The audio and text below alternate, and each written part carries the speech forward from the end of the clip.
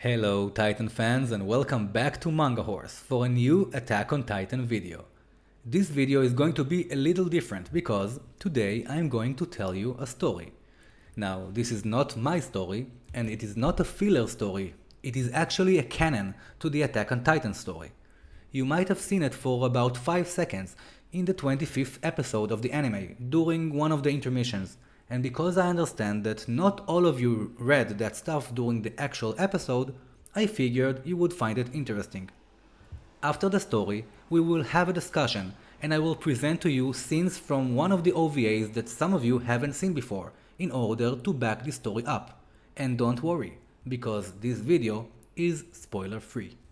This story is about a miner, and I understand that my accent is a little bit problematic sometimes, so when I say miner, I am referring to a miner and not to a miner. So with that in mind, let's get to our story, which I like to call The Miner Who Dug Too Deep. One blistering hot night, on year 784, inside Wall Rose, a miner decided to dig under Wall Sina to live within the inner ring. Life in Wall Sina would be pretty nice. That thought had come to him suddenly a few days ago as he dug with his shovel deep in a coal mine. In a way, you could call it divine inspiration, and so, for the next few days he wandered along the wall, finally settling on a spot where the dense forest pressed against it. No one would chance upon him, and the overhead leaves would shelter him and his task from the prying eyes of the guards above.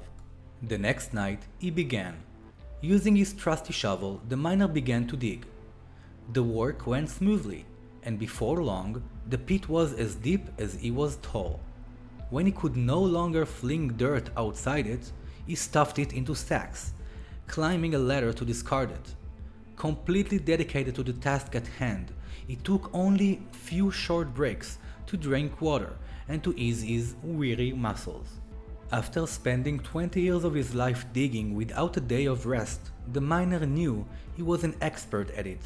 And during that time, he'd learned to dig deeper, more quickly and more efficiently than anyone else. Tunnels that would stump any other miner were no match for his shovel. But that day was different. He dug for hours, yet never seemed to get anywhere. As he dug, he probed to either side of the main pit with his shovel, but it was of no use. The wall's foundation seemed to go down forever, deep into the earth, blocking his path at every turn. But still, he persevered. Any thought of digging his way to an easy life inside Wall Sina had been long forgotten. He simply wanted to conquer the wall.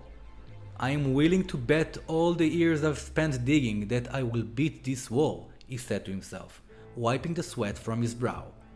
The hole was more than 4 or 5 times the miner's height. When he struck hard rock, he wondered, bedrock? But it appeared to be of the same material as the wall's foundation itself. The miner swung his shovel down hard on the rock. The shovel shattered, but the rock wasn't even scratched. The miner sighed, and his sigh was deeper than any hole he dug in the previous 20 years. With a frown, his friend questioned him. "The wall?" "It's weird, isn't it?" the miner responded, lifting his drink to his lips. Who knew that the wall went so deep underground? The pair sat across from one another at a table in the back of a tavern in a seedy part of the town. Many days, the miner would go there with his friend, his only friend, after work. That day, the day after he tried to dig under the wall, they went there as usual once the workday was done. And then the miner told his friend the story, certain that his friend could keep a secret. "Maybe we are surrounded by walls not only above the ground, but also below the ground too," said the miner. "Tell me something. What exactly are the walls?" His friend cut him off with a cough, glancing around the tavern. The patrons were all busy drinking, hitting on the tavern maid, or yelling at one another. No one was watching them, but even so, the miner decided not to say another word about it. If anyone heard him, the military police would be there in an instant. "Does it really matter?" his friend asked. "Just keep on living here as you always have. You are poor, but you have a job every day and enough money that you can drink. Isn't that enough?" "Yeah, you are right," the miner replied. "Yeah, it is. I will go back to digging. In the end, I guess this is my purpose in life." But the next day, the miner didn't show up for work. Not the next, nor the day after that. His friend went to his house many times, but never saw any sign of him. The miner had no relatives, no other close friends, so there was no one to ask where he might have gone. Unsure what to do, his friend eventually went to the garrison and told them the whole story. The next day, the military police and the garrison organized a large-scale search party. It was a little excessive for one poor miner, even if that miner was a criminal who tried to pass under the walls.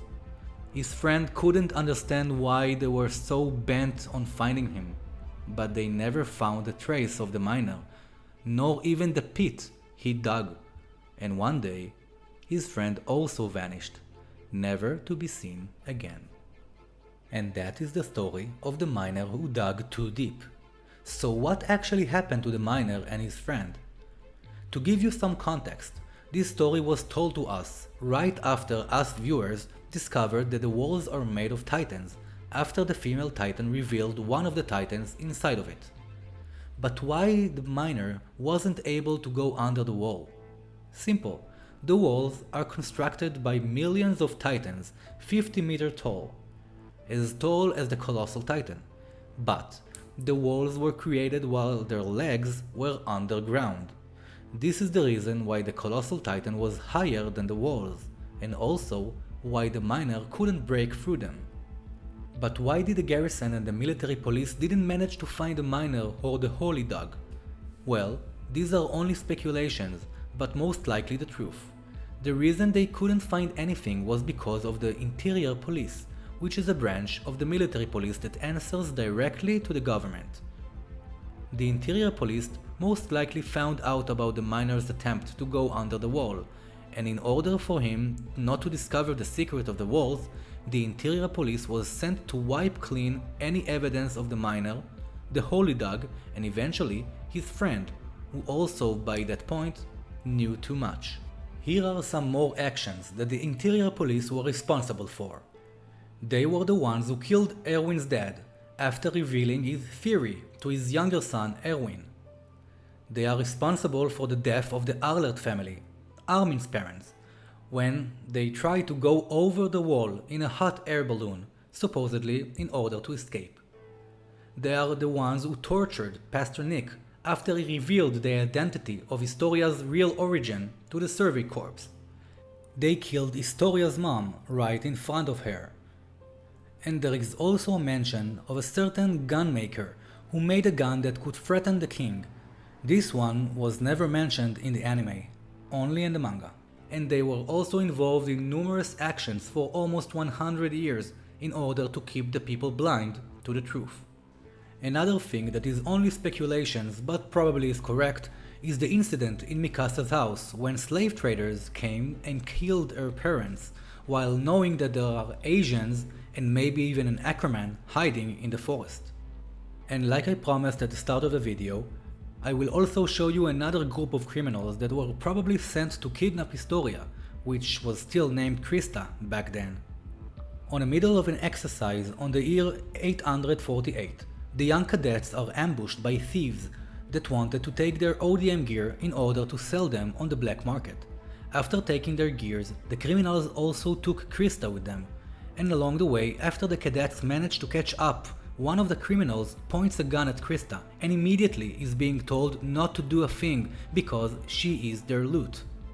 Now, this could be a big coincidence, but the criminals could have taken Sasha or Mina Carolina instead, but for some reason they picked Krista. It could be only chance, but it also could be because those men knew that this particular girl is worth much more than the others. If you haven't seen this episode or any of the OVAs, I really recommend you do so, even if it's only to see another Eren vs. Jean fight. Or even better, seeing Sasha replacing potatoes with giant lizards in the desert. But now I will let you decide. Do you think this is just pure luck, or did the criminals receive orders from someone else?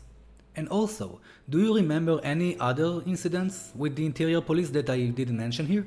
If you do, please share them with me here or on my social media accounts.